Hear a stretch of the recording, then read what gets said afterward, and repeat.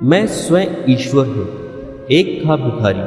Rail सफर में भीख मांगने के दौरान एक सूट बूट पहने सेठ जी उसे दिखे। उसने सोचा कि यह व्यक्ति बहुत अमीर लगता है, इससे भीख मांगने पर यह मुझे जरूर अच्छे पैसे देगा। वह उस सेठ से भीख मांगने लगा। भिखारी को देखकर उस सेठ ने कहा, तुम हमेशा मांगते ही हो, क्या कभी किसी को कुछ देते भी हो? भिखारी बोला, साहब मैं तो भिखारी हूँ, हमेशा लोगों से मांगता ही रहता हूँ। मेरी इतनी औकात कहाँ कि किसी को कुछ दे सकूं। सेठ, जब किसी को कुछ दे नहीं सकते तो तुम्हें मांगने का भी कोई हक नहीं है। मैं एक व्यापारी हूँ और लेन देन में ही विश्वास करता हूँ। अगर तुम्हारे पास मुझे कुछ देने को हो तभी मैं तुम्हें बदले में कुछ दे सकता हूँ। तभी वह स्टेशन आ गया जहाँ पर उस सेठ को उतरना था। वह ट्रेन से उतरा और चला गया। इधर भिखारी सेठ की कही गई बात के बारे में सोचने लगा। सेठ के द्वारा कही गई बात उस भिखारी के दिल में उतर गई। वह सोचने लगा कि शायद मुझे भीख में अधिक पैसा इसलिए नहीं मिलता क्योंकि मैं उसके बदले में किसी को कुछ दे नहीं पाता हूँ। लेकिन मैं तो भिखारी हूँ, किसी को कुछ देने लायक भी नहीं हूँ। लेकिन कब तक मैं लोगों को बिना कुछ दिए केवल मांगता ही रहूँगा? बहुत सोचने के बाद भिखारी ने निर्णय किया कि जो भी व्यक्ति उसे भीख देगा तो उसके बदले में वह भी उस व्यक्ति को कुछ जरूर देगा। लेकिन अब उसके दिमाग में यह प्रश्न चल रहा था कि वह खुद भिखारी है तो भीख के बदले में वह दूसरों को क्या दे सकता है। इस बात को सोचते हुए दिन भर गुजरा, लेकिन उसे अपने प्रश्न का कोई उत्तर नहीं मिला। दूसरे दिन जब वह स्टेशन के पास बैठा हुआ था तभी उसकी नज़र कुछ फूलों पर पड़ी जो स्टेशन के आसपास के पौधों पर खिल रहे थे। उसने सोचा, क्यों न मैं लोगों को भीख के बदले में कुछ फूल दे दिया करूं। उसको अपना यह विचार अच्छा लगा और उसने वहां से कुछ फूल तोड़ लिए। वह ट्रेन में भीख मांगने पहुंचा। जब भी कोई उसे भीख देता तो उसके बदले में वह भीख देने वाले को कुछ फूल दे देता। उन फूलों को लोग खुश होकर अपने पास रख लेते थे। अब भिखारी रोज फूल तोड़ता और भीख के बदले में उन फूलों को लोगों में बांट देता। कुछ ही दिनों में उसने महसूस किया कि अब उसे बहुत अधिक भीख देने लगे हैं। वह स्टेशन के पास के सभी फूलों को तोड़ लाता था। जब तक उसके पास फूल रहते थे तब तक उसे बहुत से लोग भीख देते थे। लेकिन जब फूल बांटते बांटते खत्म हो जाते तो उसे भीख भी नहीं मिलती थी। अब रोज ऐसा ही चलता रहा। एक दिन जब वह भीख मांग रहा था तो उसने देखा कि वही सेठ ट्रेन में बैठे हैं जिसकी वजह से उसे भीख के बदले फूल देने की प्रेरणा मिली थी।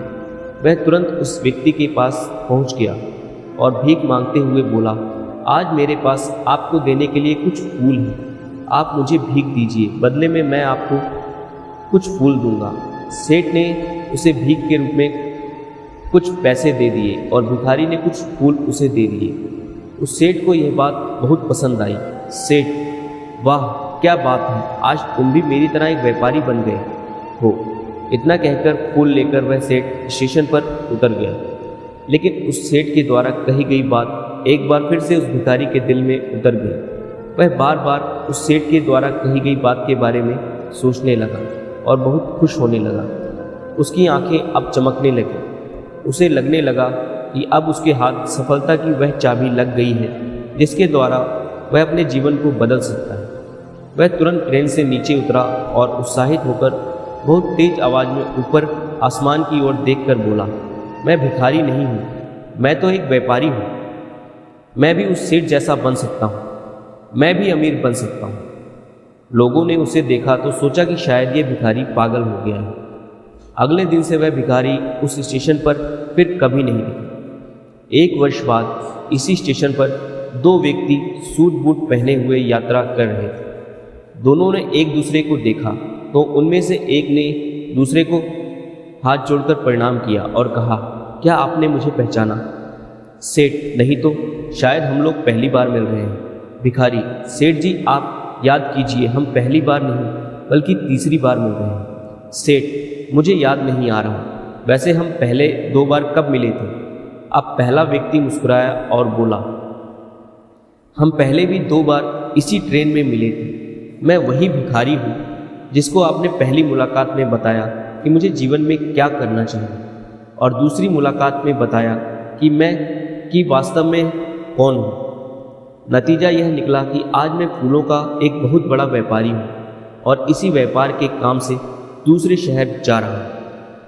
आपने मुझे पहली मुलाकात में प्रकृति का नियम बताया था, जिसके अनुसार हमें तभी कुछ मिलता है जब हम कुछ देते हैं। लेन देन का यह नियम वास्तव में काम करता है।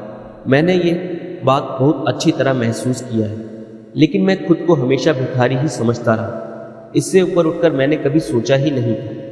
और जब आपसे मेरी दूसरी मुलाकात हुई तब आपने मुझे बताया कि मैं एक व्यापारी बन चुका हूँ। अब मैं समझ चुका था कि मैं वास्तव में एक भिखारी नहीं बल्कि व्यापारी बन चुका हूँ। भिखारी ने स्वयं को जब तक भिखारी समझा वह भिखारी रहा। उसने स्वयं को व्यापारी मान लिया, व्यापारी बन गया। इसलिए स्वयं को जानने पर सबसे अधिक जोर दिया और कहा, इंसान जीवन में कुछ भी कर सकता है, जीवन में कुछ भी हासिल कर सकता है। दोस्तों, कहानी अच्छी लगी हो तो ऐसी ही वीडियो देखने के लिए चैनल को लाइक, सब्सक्राइब और वीडियो को शेयर ज़रूर करें।